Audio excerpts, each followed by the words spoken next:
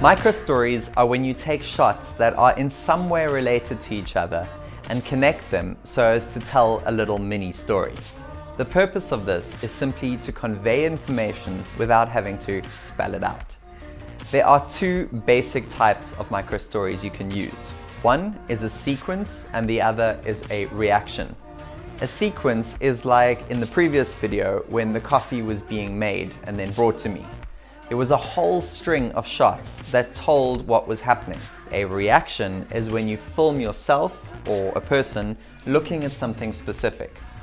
So after you've filmed that something, turn the camera on yourself or a family member and get their reaction. When you put these two shots back to back, the viewer automatically knows that you are looking at that something.